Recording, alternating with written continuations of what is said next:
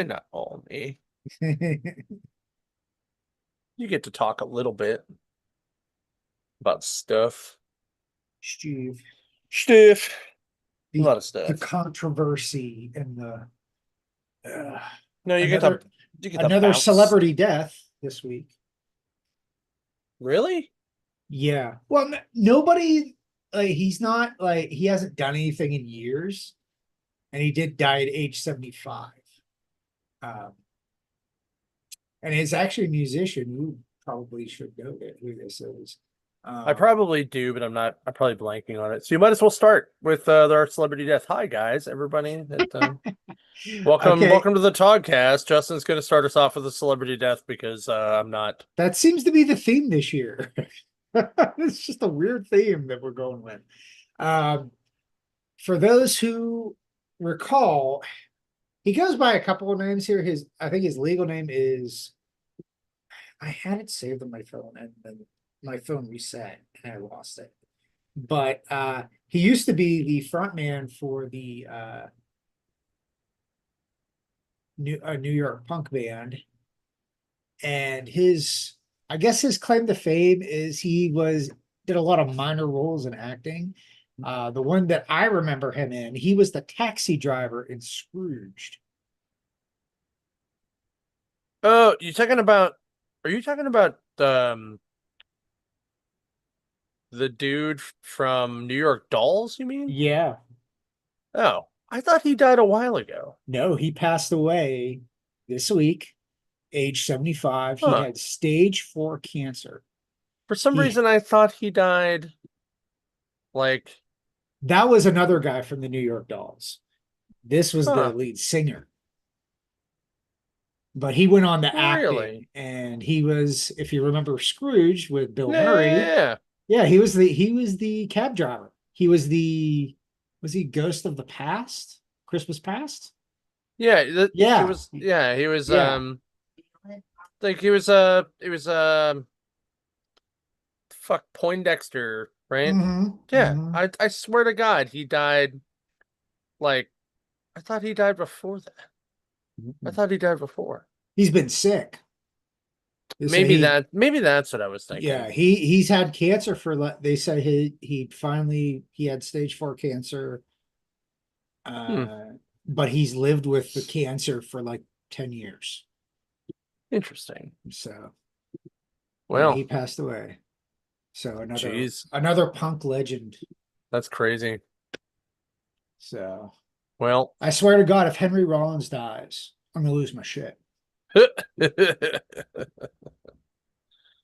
well, yeah, that would kind of suck.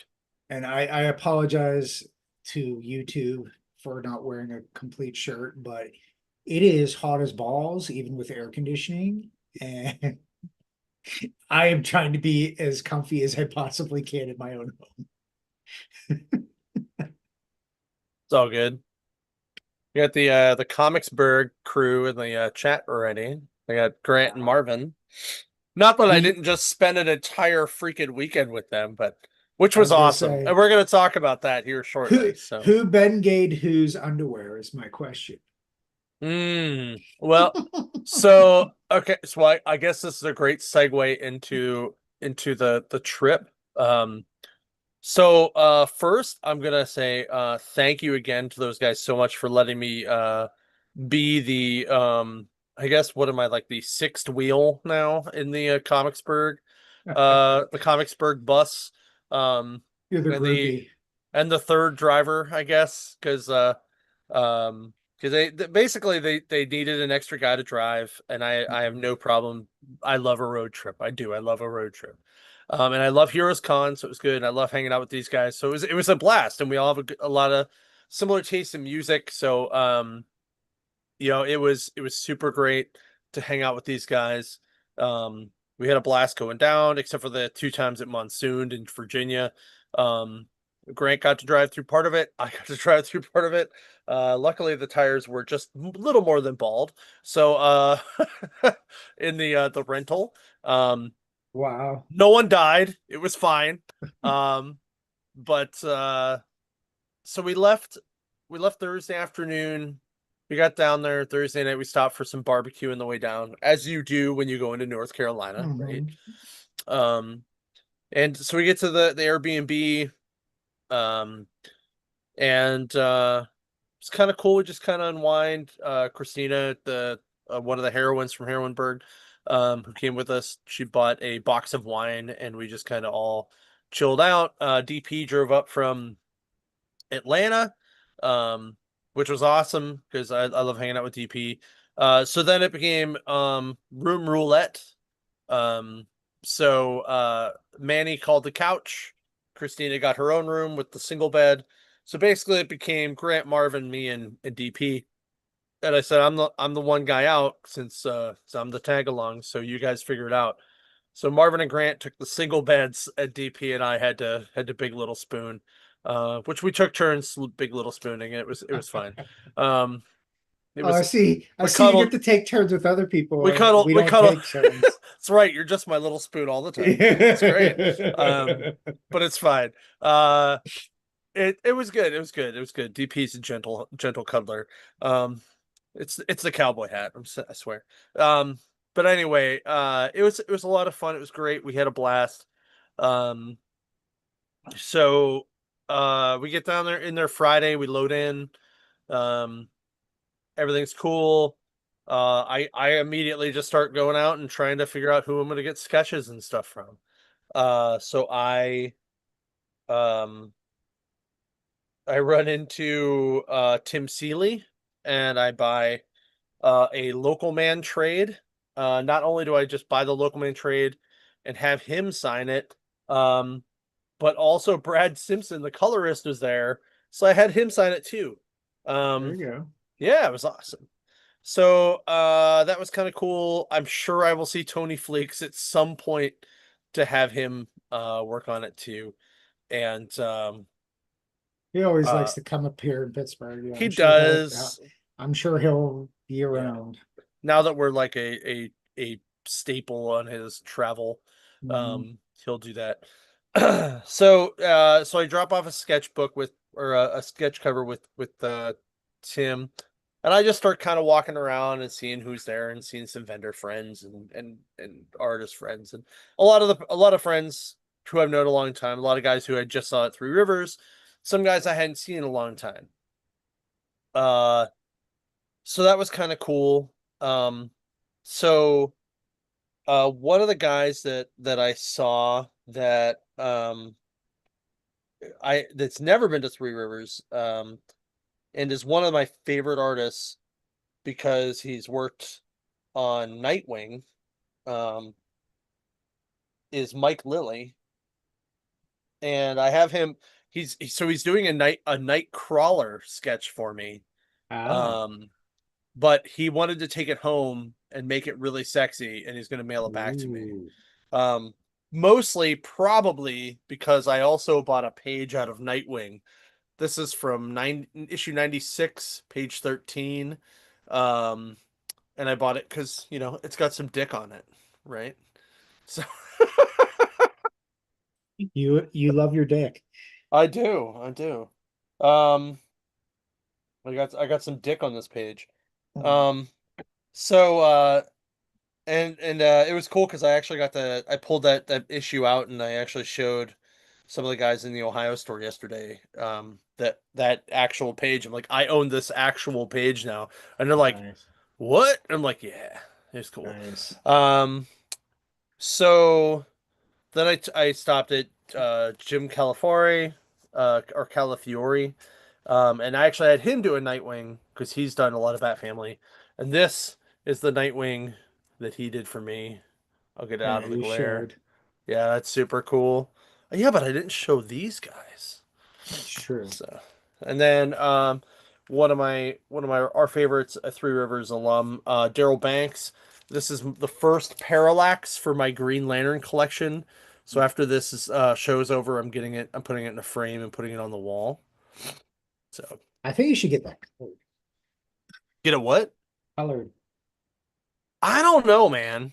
I might Or at least get like his like fists colored or something. I Like might partial scan it. colored. Maybe I'll scan it Hmm. and then have somebody else color that.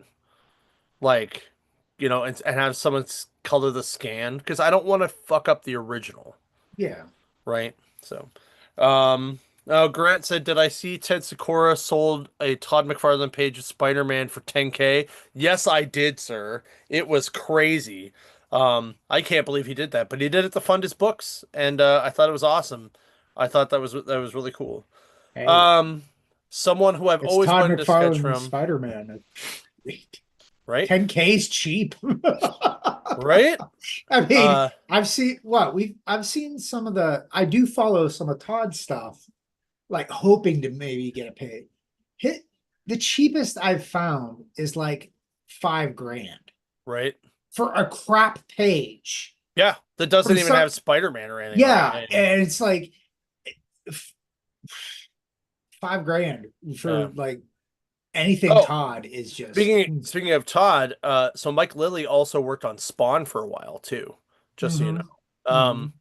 I So remember yeah, like he was a Spawn guy for a while. He was a Nightwing guy for a while.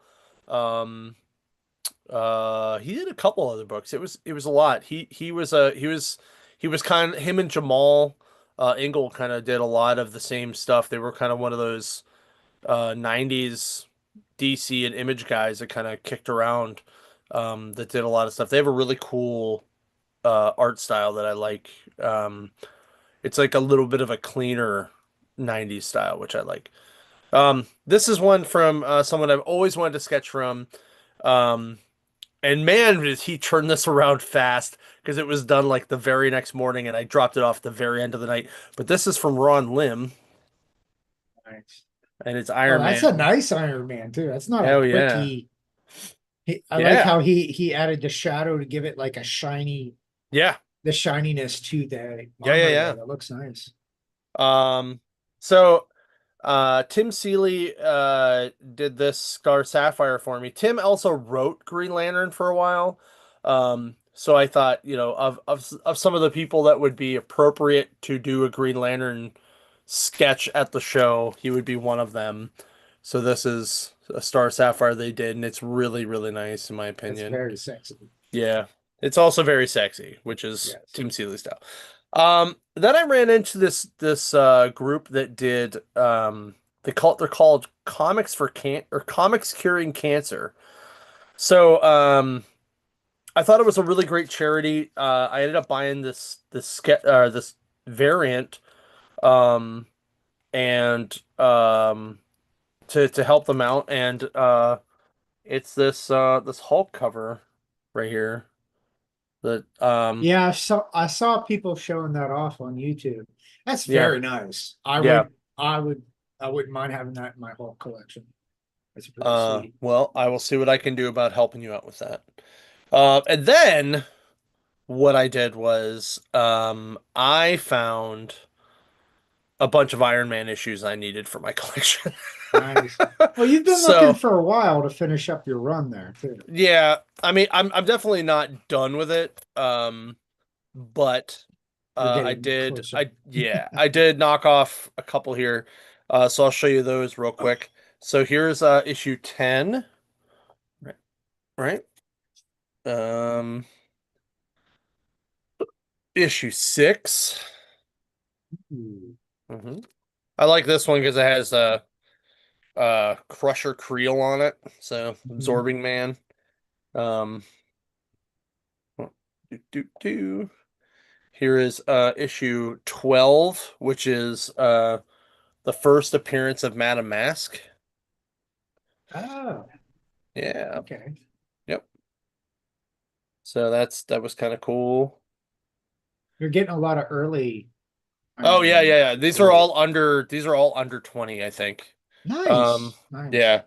Here's number 11, which is a cool Wow. Mandarin cover. Yeah, classic Mandarin there where he's Yeah. wearing the creepy weird mask. But Yeah. you get to see his rings, which Right. I kind of wish we had that Mandarin in the movie where at least he had like the rings, like actual rings on his finger, not Right, right. the weird arm rings that's bothered me. Here's 17, which is Nice. also cool. Yep, yep. Um And then number 18, which is kind of cool um because he's like fighting the Mark 1 armor as well, which I thought was neat. So that was really cool. I got all of those um from um oh man, why can't I think of their name? Um This is why from you get that Tom. card. It's from Tom. From Tom at I believe it's Universal Comics or Comics Universe. They have like 6 shops. They have one in like Columbus, they have one in Virginia. They have them all over the place. They're really really nice dudes. Um anyway, so yeah, that was pretty much the weekend, and then I made some contacts for the show. Which was great. You know, got to hang out with guys, you know, like I said, that I haven't seen in a long time. I caught up with like Jeremy Whitley, who I haven't talked to in a long time. And I think the my most ridiculous moment of the weekend when it came to guest moments was um I'm coming out of the bathroom, the men's room, and Ron Friends is walking into the restroom, and he just goes, "Hey, Mark Schultz is looking for you." And I'm like, "What?" And he's like, oh no, no, no, in a good way, in a good way. He wants to talk to you about coming to Pittsburgh. And I'm like, oh, okay, cool. I'm like, do you know where his booth is? He's like, no, but Pat does. And I'm like, okay. So I go over to Pat. I'm like, hey, Pat. He's like, yeah, Mark Schultz is looking for you. And I'm like, yeah, yeah, I just saw Ron. And he goes, and I'm like, so where's his booth? He's like, I have no idea. And I'm like, you guys are useless. Pat and I actually, oh, I'm like, do you have your program? He's like, they didn't give you a program. And I'm like, Jesus. So we get online, we try to find it. We find his booth. So we both walk over there, and he was going to introduce me, but he was talking to somebody else. So I basically just stood there and waited till he was done talking to this other artist. Um, and I didn't want to interrupt, so I just kind of waited till there was a moment in a break in their conversation, and I just had my card in my hand, and I just kind of was like, and he looked at me and he saw me, and he was wearing a pirate's hat, which was even better. Nice. So I just, you know, kind of walked up and I said, "Hey, like, I work for Todd. Here's my card. I hear you want to come to Pittsburgh. Just give me a call, shoot me an email, whatever you need to do. Just hit me up." And he was like, "Oh, this is great. Thank you." And I was like, "We'd love to have you." So then I go back to the Comicsburg booth and I'm telling these guys the story. And Jim Rugg comes over and he goes, "Hey, Mark Schultz is looking for you." It's the running joke through the I'm whole just weekend. like, Mark oh, Schultz is looking for you.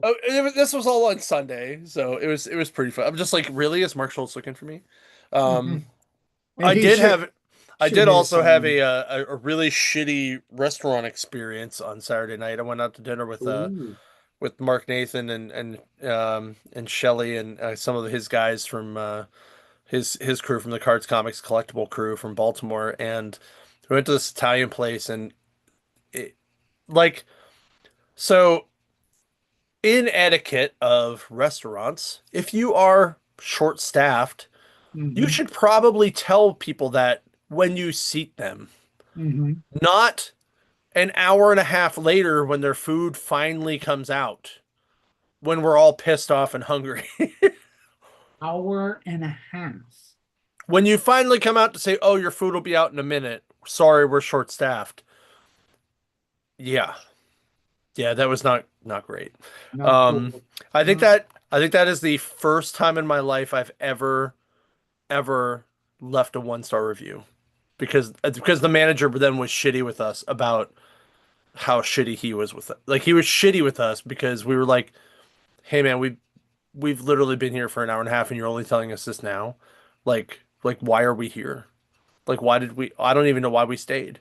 Yeah. Like we just stayed because it was so like we were just so hungry. Like we were just like okay. Yeah. And the reviews like the it had like a 4.8-star review. So Yeah. we were like, well, it should be good. The food better be awesome. And then the Yeah. food wasn't even that great.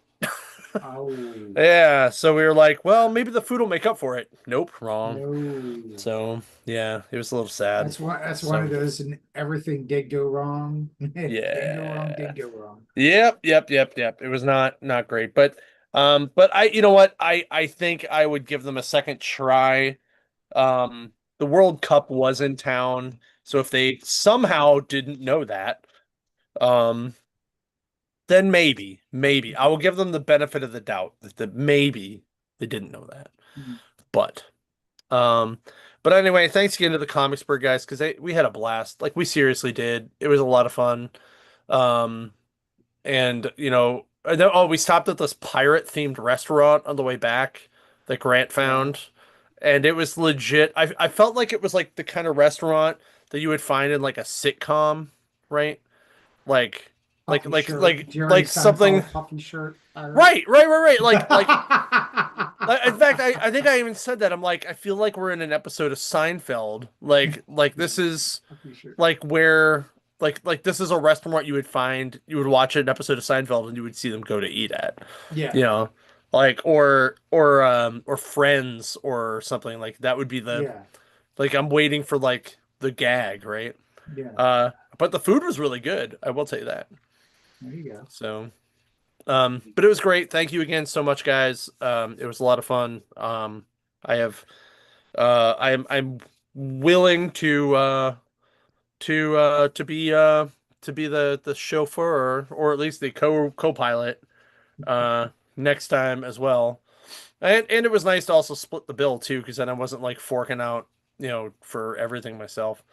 Um so Maybe that might be my thing next year is I'd like to go to Heroes. That's the only major con I have not been to yet. I've been to New York, okay. I've been to Baltimore. I haven't been to San Diego, but I don't consider San Diego a con anymore. It's Well, not really that funny you should say that because I think that's my show next year. I think I'm uh, going. I think I'm finally going next year. yeah. So I think Joe wanted me to go, and I'm like, but is it like a con or is it like just TV movie celebrity thing? Because I'm sure it'd be cool to walk around and like yeah, experience it, but I I like to go to like when it says Comic-Con. it better have comics. Yeah, Yeah, yeah. yeah, And I keep hearing yeah. that San Diego doesn't have like comics there anymore. But Well, the reason I'm going is one of my friends who has a new book out with Titan Comics.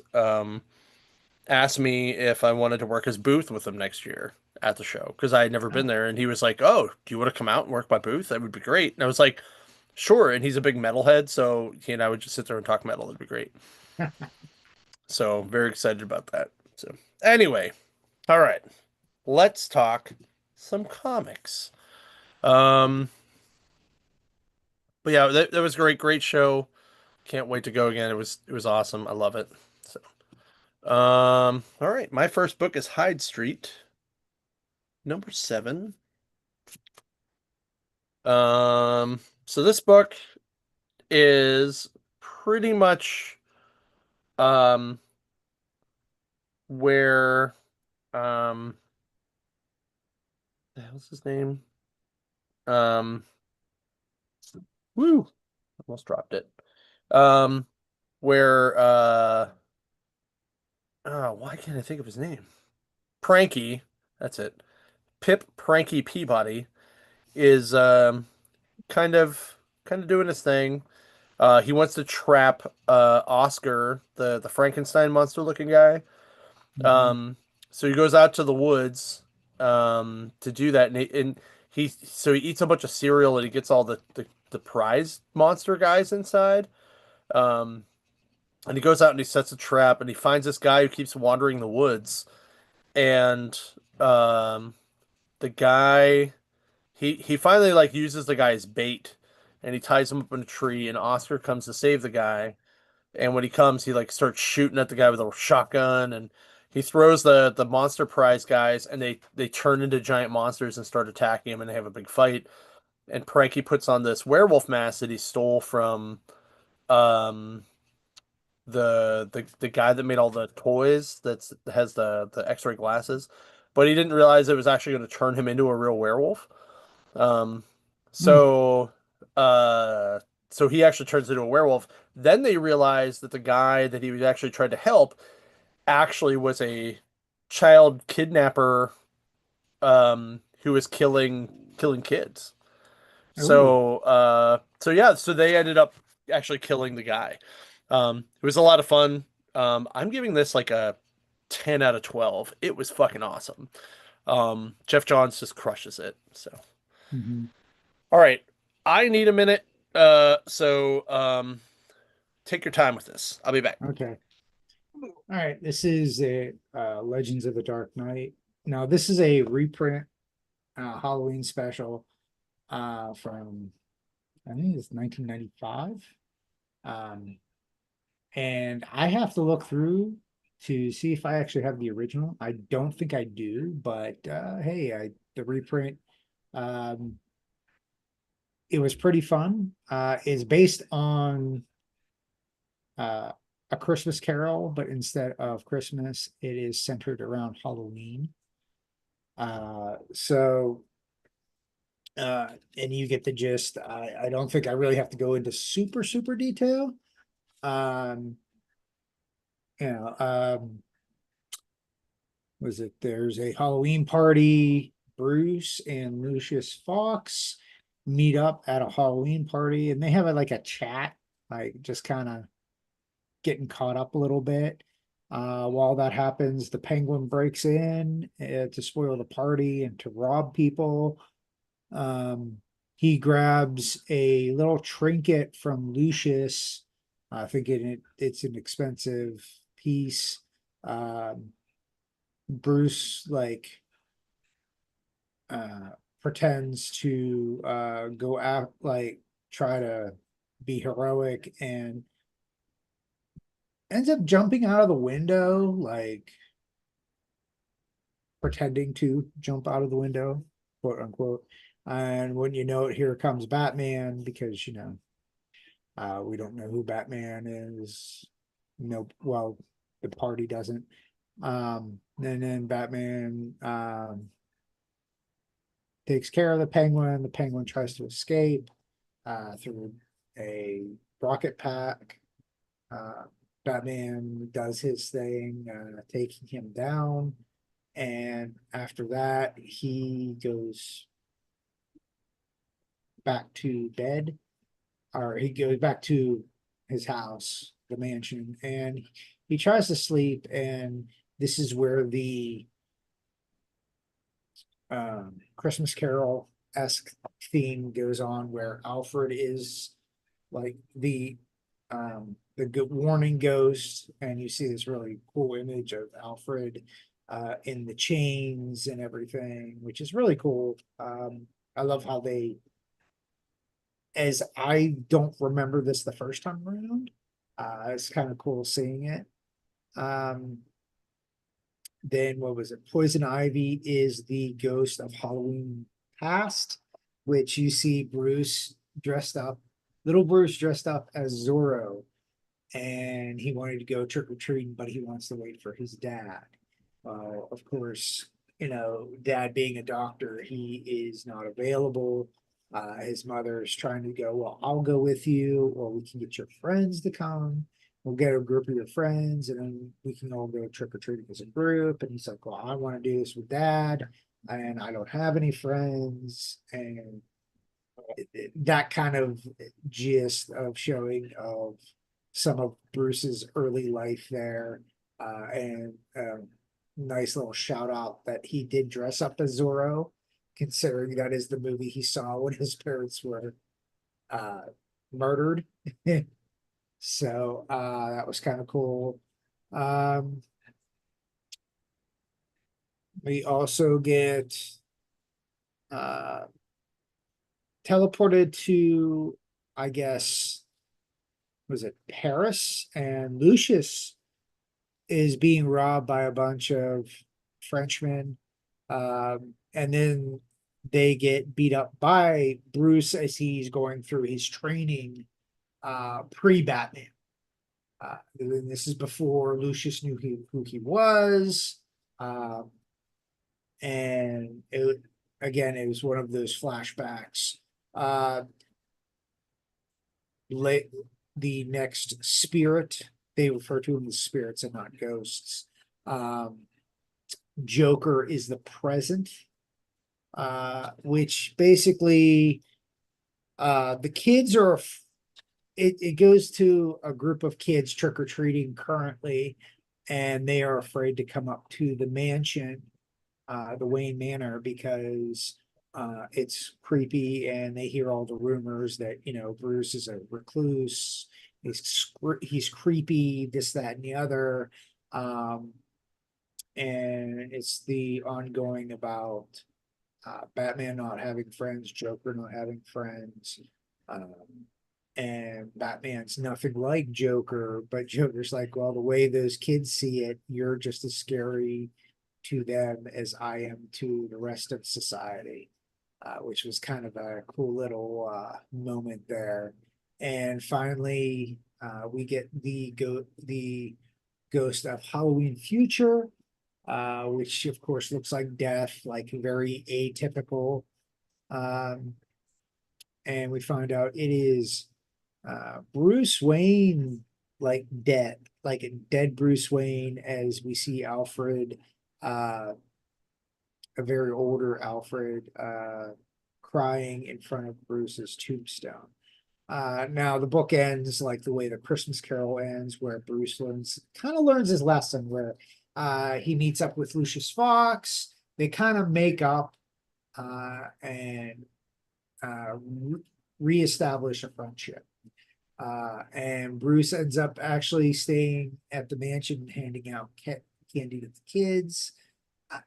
It is very feel good, like it's a feel good Batman, but it's not so much Batman. It's more about Bruce than it is about Batman, which you don't see very much of, especially in the 90s, the late 90s when this was made. So uh, I'll give this a good 12 out of 12. It's just classic Jeff Loeb and Tim Sale. Uh, love the artwork. I love the fact that they twisted the Christmas Carol into Halloween. It fits the Batman aesthetic.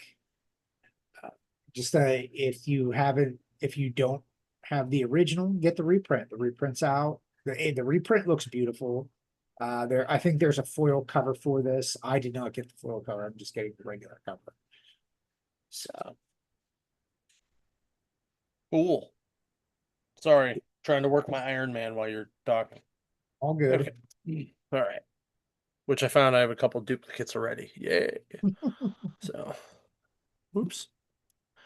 All right. My next book is The New History of DC Universe.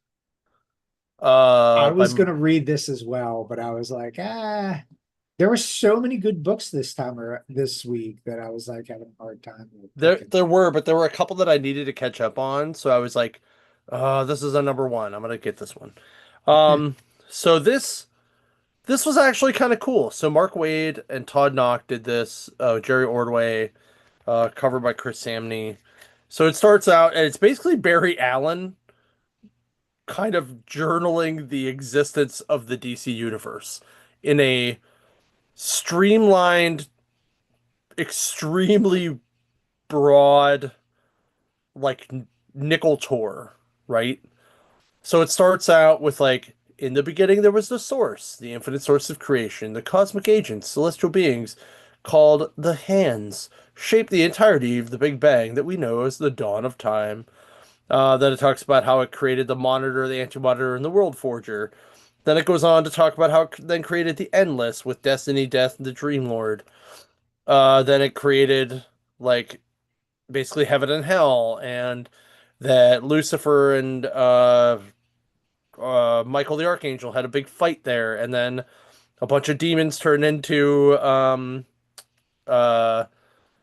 Eclipso and the Spectre, and then it goes into like after that happened, then it became the Guardians of the Universe, and then they created the Green Lantern Corps, and then the the guys who didn't want to be part of the Green Lantern Corps used the Starheart to become the Dark Stars, and then the Zemarians used the left Oa and made they became the Star Sapphires, and then it went on to create the New Genesis and so on and so forth. And it really like some of it got real deep. Like it talked about like Arian. Some of it talked about like how Eclipso sunk Atlantis. Um, some of it talked about like how Vandal Savage came about. Um, it talked about like the origins of Hawkman and Hawkgirl and how like they worked into play and how Anubia was actually like one of the people who helped create the scarab that was the Blue Beetle scarab. Um, and then it talked about like it went into the King Arthur era and it talked about like Morgan Le Fay and Madame Xanadu and Etrigan, and then it goes into like how then at that point the new gods figured out how to use a boom tube. Like and it just hops around, but it's like consistently it's time in order, but it's how things laid out. Like and then it's like the 1800s and how basically Icon crashed to Earth like Superman, right?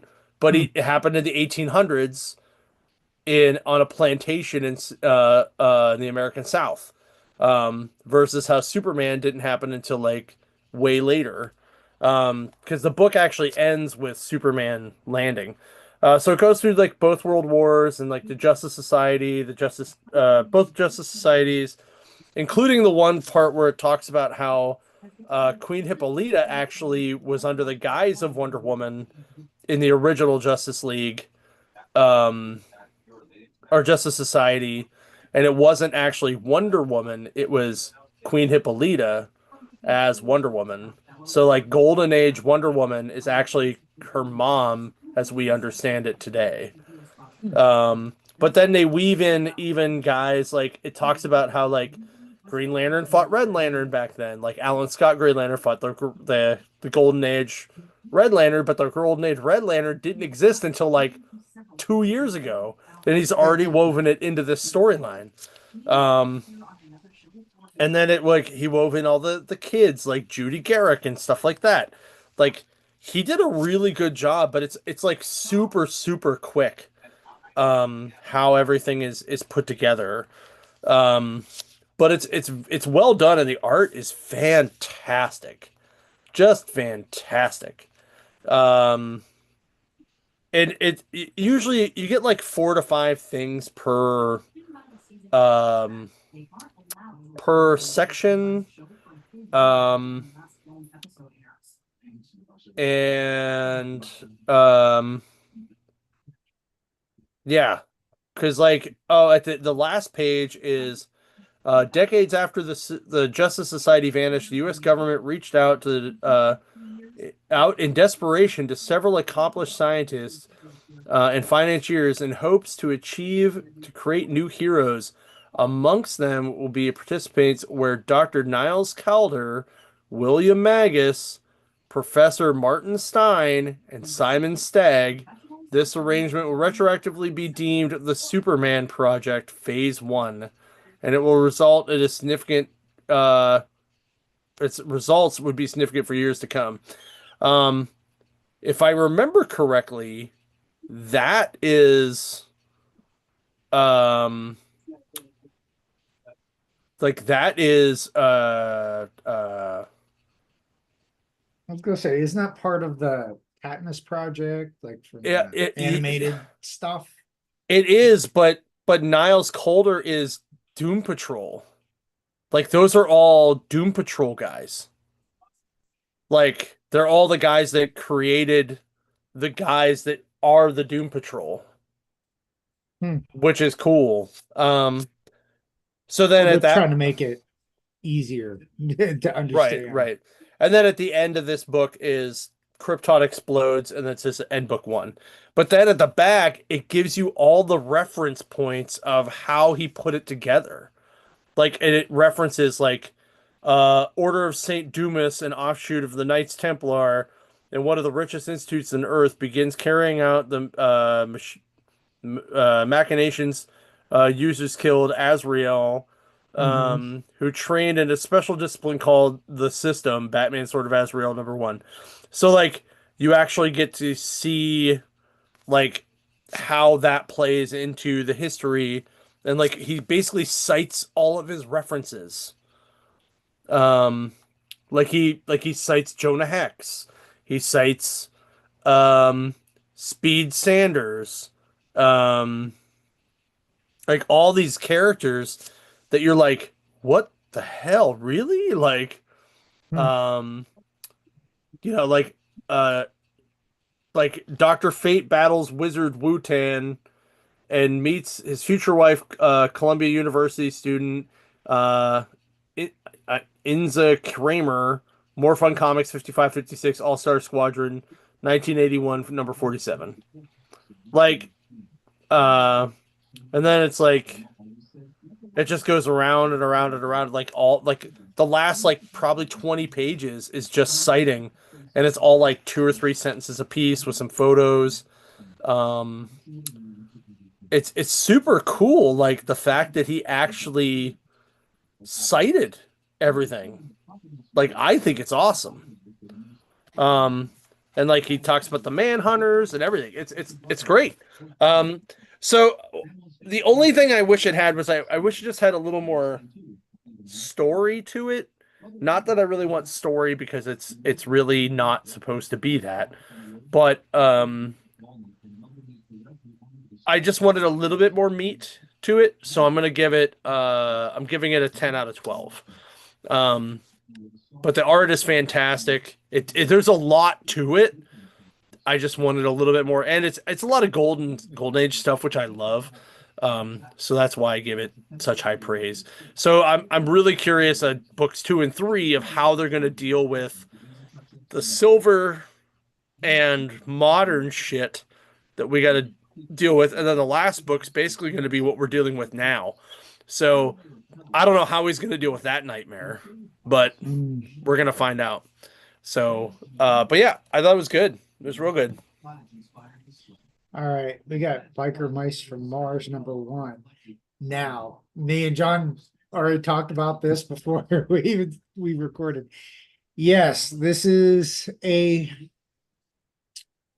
reboot after what, 3 issues last year, going into this year, because I think issue 3 came out earlier this year, if I'm not mistaken. Um, No, they were like last summer because I remember doing them last summer. well, I know #1 was last summer, but then remember it was like a month in between each book too. So it was going into the fall. So maybe I don't know. It just ended very like I was very excited for the first like this reiteration, like this deep dive in the Biker Mice from Mars. Um, this is actually continuing from where the last one left off, where they're fighting against the Plutarians. And I don't know why it's #1. Maybe it could be a printing error, or maybe they meant to do this, or I don't know.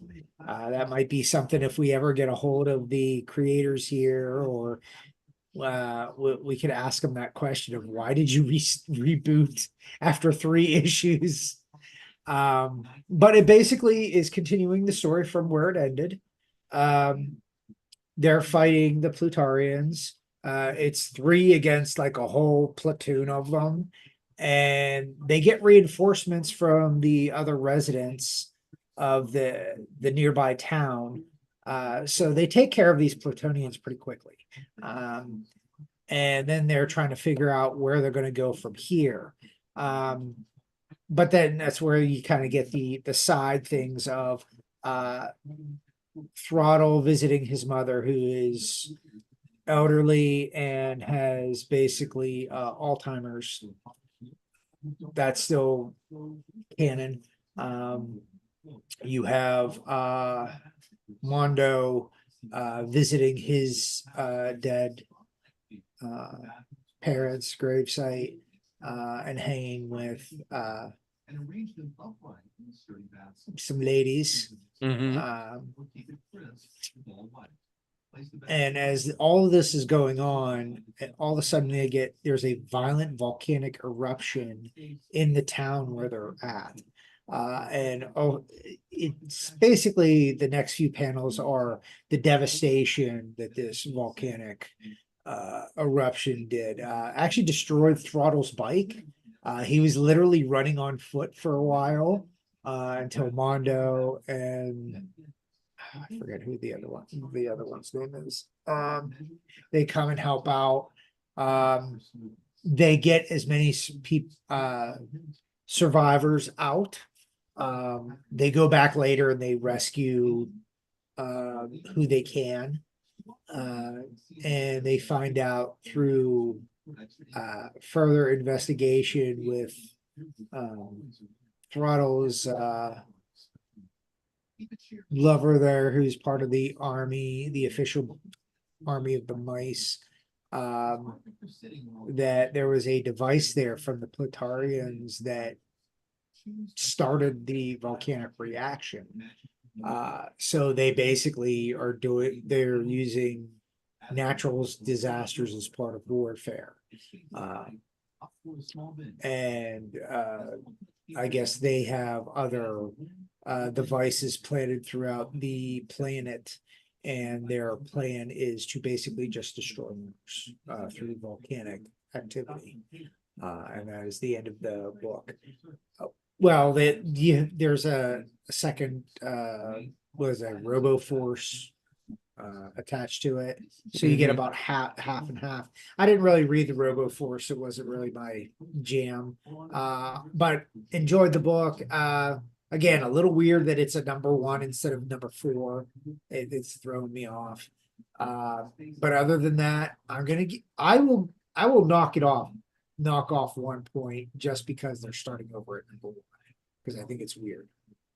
So I'll get it an 11 out of 12 on this. But the art is good, the plot is solid. This is the background that we've always wondered if you were a Biker Mice from Mars fan of the cartoon. This gives you the story before they came to Earth. Before all this stuff was gone, before we knew they even existed on Earth. So I'm here for it. I like the implications to the environment, warfare, and even the personal life of each mice, because they were very shrouded in mystery in the cartoon, and this kind of opens up a lot of questions that a lot of us had as fans. Hey, why are they this? Why are they that? So That is true. so it's by far my favorite cartoon comic book revival, so to speak, out of all the ones, like other than the Gargoyles were pretty decent. But this is by far my favorite because it's kind of sticking to what made it fun to begin with. Some of the others not really as thrilled. So Cool. All right. My last book is Green Lantern 24. Surprise, no one. Shocker. I'm doing a Green Lantern book. So this book starts out with Hal and Carol grabbing some inmates.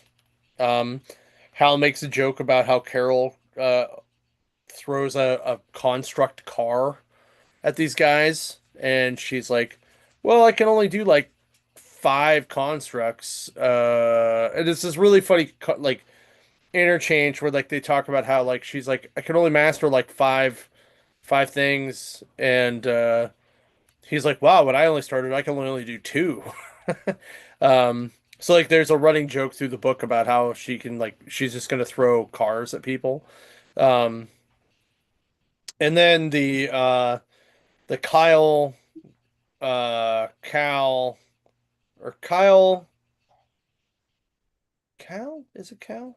Uh Cat or Kyle Superboy, um White Scarab, and I can never remember her name, Odyssey, end up going to this weird Owen um space station, for lack of a better term, that they never knew existed. Um, then it flips back to Kyle and or Hal and Carol when they bring the prisoners back. They they realize everybody at this prison's really happy. They don't know what the hell's going on. So they eventually look into it, and they find in the basement that this guy is he's got a iguana thing that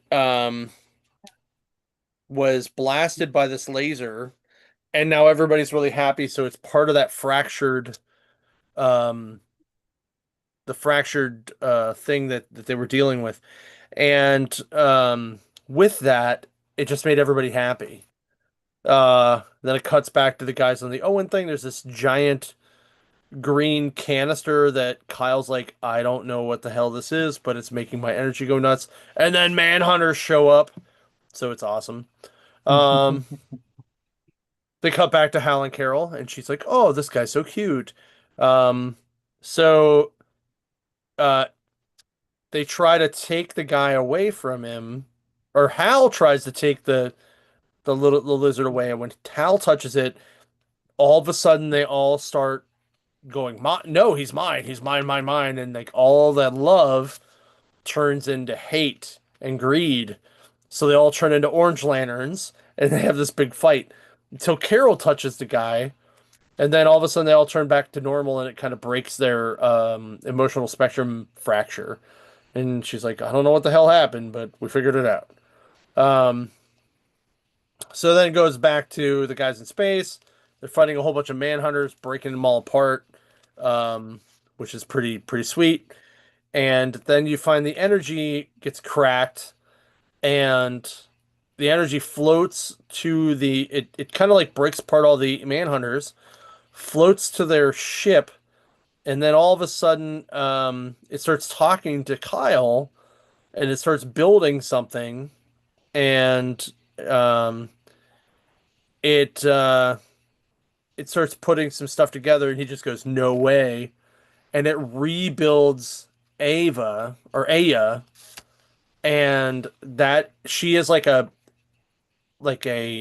she's a Green Lantern, but she's a Manhunter Green Lantern, but she's like Hmm. super sleek looking. Um, and it's actually kind of neat the way it was done. The only thing I didn't like about this book was like the flip-flop I felt a little too jarry in the way it was written. Um, but other than that, I loved it. I love the art. I love everything about this book. It's just been so good. Uh, so I'm giving it a 8 out of 12 because of just that writing. This was the first time that felt just a little bit jarry. Um, but I really I thought the ending surprise was very good. So I dug it. It's a good job. There you go. All right, you got Wolverine and Kitty Pryde, number 3. The last time we left off here, um, Trask's say daughter or niece came out with these new specialized sentinels and tracked down Wolverine and Kitty Pryde, and they started fighting. Well, everybody was fighting. And we also found out that um, Kitty's dad knows Wolverine on like for a very long time. to the point where he even makes the remark during the book where he calls Wolverine old man, even though he looks older than Wolverine does. Right. And we find out that like Kitty Pryde's dad can actually fight because he actually joined in on the battle here. So they're taking out Sentinels while Kitty is battling Trask. Kitty's father takes one of the Eastern spears and jams it right in the Trask's armor. And it actually breaks the faceplate and everything. And actually does some damage. She loses it, like kind of just berserker rages and just starts firing off her lasers. Pretty much like just grazing, I want to say Mimico. Wolverine is still fighting the Sentinels, but what's end up happening is the Sentinels seem to be combining and kind of absorbing Wolverine to a degree. And that's where Kitty comes in and like knocks out Trask and grabs Wolverine, gets him out of there. And they end up going back through the portal to the past where they're all speaking Japanese and they're all dressed in like classic Eastern armor and everything. And through the portal, they could see Trask and she's just standing there, not doing anything. And Kitty's like, well, I'm going to go see what's going on here because this is weird. She goes and you could see Trask's eyes kind of glazed over and you're seeing a bunch of like 101010s like through her eyes. And it's not from the helmet, it's actually literally her eyes. And you see this lightning, electricity kind of hitting Trask and Kitty at the same time, and actually kind of pulling both, like kind of a piece of each one into one entity.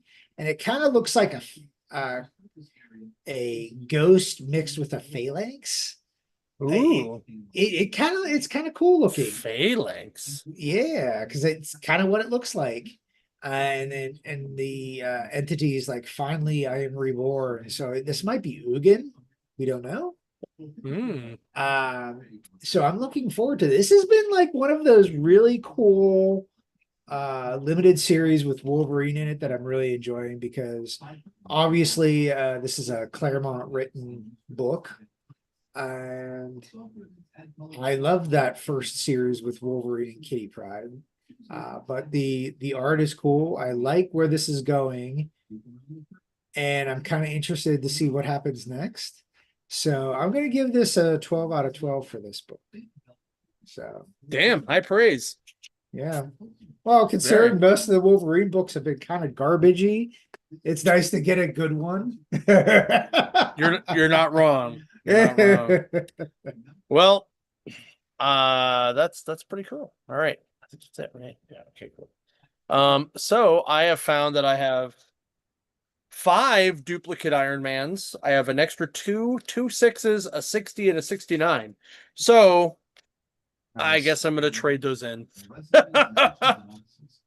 Or I'll take them to a show and trade them somewhere, but we'll see. Anyway, so I also want to, before I forget, because I meant to do this earlier, I want to give a shout out to Ron Gamis and his wife. Happy wedding anniversary. I think they're doing their 25th anniversary this year, or 20th. I forget what it was. Some huge milestone one. I saw it on Instagram. They're doing this cool, like, I think it's 25. Anyway, congratulations, guys. Ron's been a great customer for years. You know, he's helped out with a lot of stuff. He's actually been on the show. a couple times, as just a guest to hang out. So, but congratulations, guys. That's awesome. So, all right. Oh, okay. Now it's spoiler time. So if anyone wants to get the hell off, I'm gonna talk about the first 3 episodes of Ironheart real quick. So if you don't care, stay on. If you give a shit, get out. Get out. Considering I don't think there's anybody watching right now, I think we're good. So, I'll be honest, I went into this going, I don't really care about Ironheart. Like, I don't really care about the character just because I'm not invested in a character that is that young in the comics. But I was interested in how they were going to portray the Hood because I do like that villain a lot. And I will tell you, they did not disappoint. So the first episode is a little slow, but it does set up a lot. The second episode is also a lot of setup because it brings in Ezekiel Stane, but they don't tell you that he's Ezekiel Stane until the third episode. So then you find out that the guy who played Han Solo in the Solo movie is Ezekiel Stane, son of Obadiah Stane, Ironmonger. Mhm. So you see where that's going. There you go. But the way they did the Hood in this show, the way they did Parker Robbins was so well done, I thought, that it almost overshadows Ironheart, like almost overshadows Riri at parts, because he's so well done and sinister, but yet is so relaxed and kind of in the background. But when you get to that third episode, it is very climactic. And they're doing it in 6 episodes. They're doing it in 2 3-part arcs.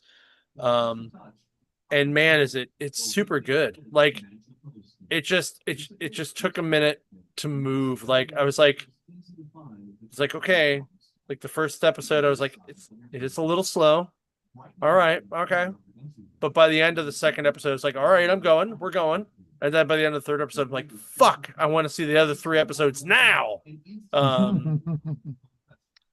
But it is very cool the way they worked it out. Like, you know, they kind of skip over in the comics, like how her AI originally in the comics was Tony Stark. They skip over that. You know, I think it's cool that they do like the whole she gets kicked out of MIT. I think it's cool that they kind of do the, like, she has to kind of like fund building this suit type thing. And like the only thing that was kind of interesting was so the way she ends up trying to fund the suit is she ends up joining the Hood's gang by accident. But the other reason they call him the Hood, it's not just because he wears the hood. It's because he's kind of a Robin Hood type character, right? Because like he's stealing from the rich type thing. So the only thing that was weird, and I'm a little bit like maybe they'll address it, but they still have 3 episodes. Who knows? So she just did this internship in Wakanda, but yet none of the Wakandans check in on her. None of the Wakandans say hi, like they didn't make appearances, nothing. The only bit of Wakandan technology is her necklace, where she can control the suit from her necklace. Yeah. But overall, I really am. I'm really enjoying it. I really am. Like I didn't know that I didn't think I would, because I never cared about the character, because like I said, I was like, okay, it's a teenage girl, don't care. Yeah. But it is what it is.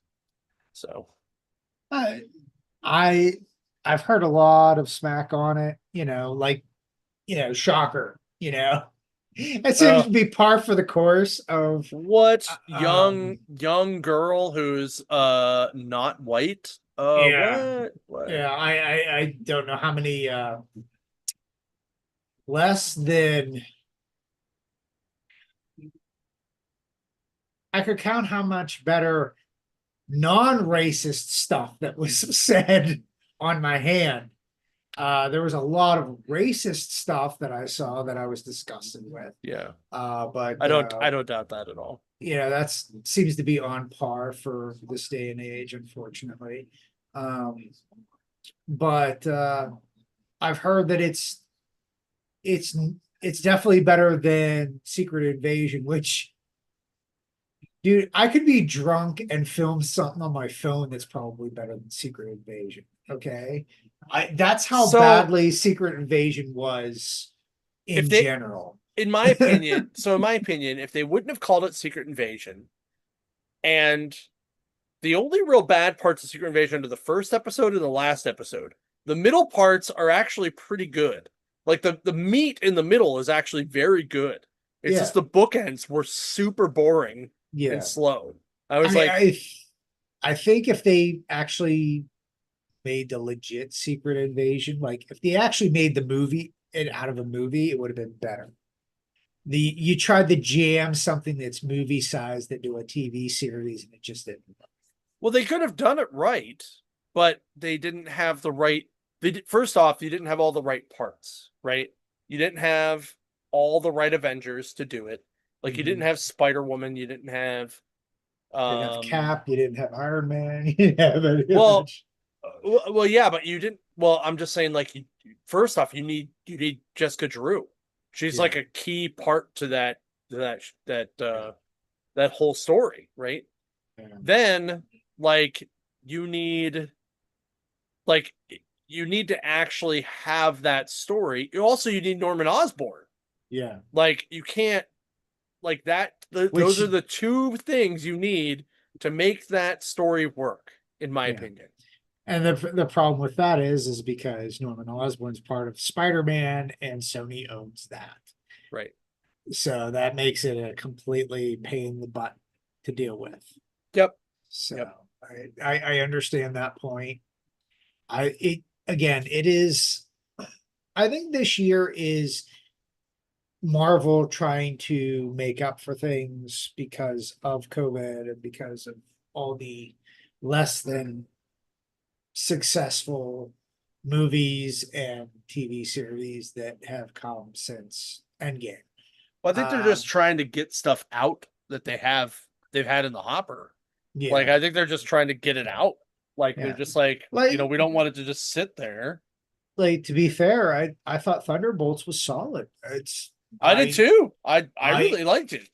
honestly, it was better than Black Widow. It was better than a Yes. lot of these, like a lot of the stuff that they put out post Endgame. Thunderbolts was by far better. Yeah, yeah. Storyline wise, like you got an in depth a little bit of everybody. And Bob was fun. I It's loved Bob. love Bob. I don't know why people shat on Bob. Yeah, leave Bob So alone. Uh, I think the people that shit on Bob were the people that saw themselves in Bob and were well, and apparently they don't know again another Marvel character that unless you are a fan of or you've actually read like things that have the century in it, you're you're clueless. Just like yep. She-Hulk, where people are, oh, that's not the way She-Hulk is. No, this is exactly the way She-Hulk was. Right. You just didn't read the source material and you're just going by what you're watching. Right. Right. So it's, again, uh I've heard, like I said, I have yet even to see the new Cat movie, but I saw Thunderbolts. So Yeah. Well, the new Cat movie, like I said, I felt it was it was very uh like it felt like a really long episode of the show just because like it pretty much continued that story, Yeah. right? Like and it didn't really move the bigger story along Yeah. except okay, he's now fully Cap and Falcon is the new Falcon's Falcon and hey, there's a Red Hulk. That's really And we got the leader. and the leader's back.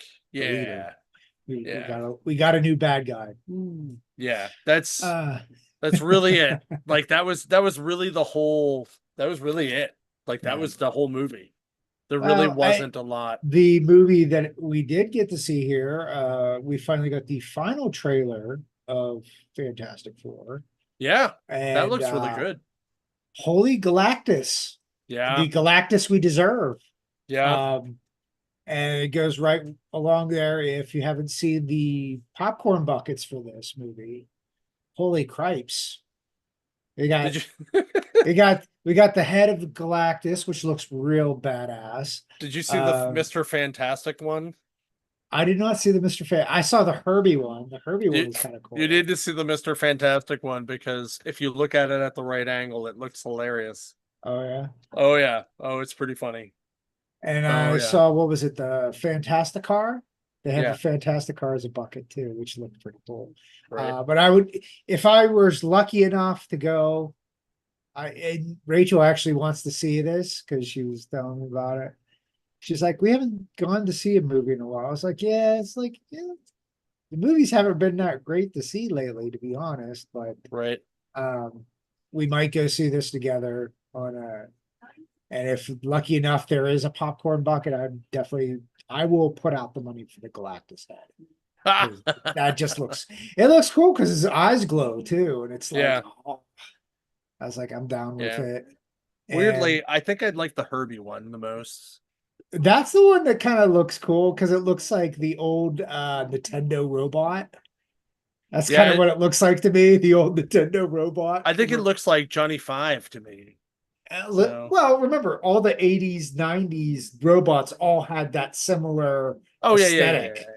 So they all kind of had that weird flat head. Their arms are like this, Right. you know, so they hold the tray or they hold the drink or whatever Johnny they Five hold alive. on. Right. Johnny Five alive. I'm actually surprised that has not gotten a reboot yet. It's next. You wait. Oh no, they're not allowed. They better leave that alone. That was I will lose my mind. I will be on the forums losing my shit on Reddit. What? Leave that alone. That was perfect as is. That's the one movie that you're finally gonna lose your mind over. Yeah. You leave him alone. You leave Short Circuit Leave alone. Short Circuit alone. Right. I want him leaking oil and I want him with his mohawk. If you don't have those, screw off. And I want a ton of toy versions of him dancing. Yes, exactly. But that didn't happen till the second movie, so we got to get through the first movie first. Yeah.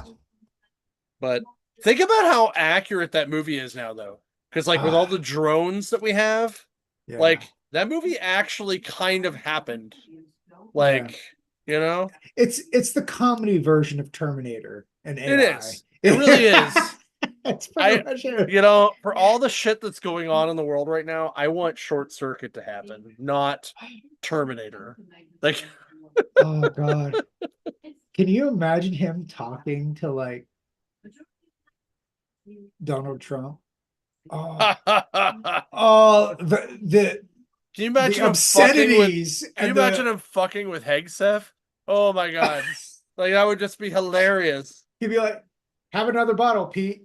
Have another Right? bottle, Pete." right? Like it's like his like laser would open up and it would just be like a fifth of vodka. Like, come on. Oh, Like there would just be All like a spout would pour out of him. Come on, it'd be that hilarious. might be the popcorn bucket. Oh The god, popcorn bucket. that'd be hilarious. His laser is like a pump for popcorn butter. Just Oh, God. squeeze it, it shoots out. That'd be There really we funny. go. I'm Wow. putting in trademark for that, and I better get royalties for that. Wow. All right. Well, that's all we got for tonight, guys. We will catch you later. We'll catch you next week. Thanks for watching. If you shop at a store, awesome. Make sure you keep everybody employed. If you happen to shop at our store, cool. Make sure you stop out at the stores this weekend. We have our anniversary sale going on. And then we also have the warehouse sale with the Geek Flea Market going on too. And then, we just have just stuff going on next month. Be safe, be happy. We will catch you guys next month.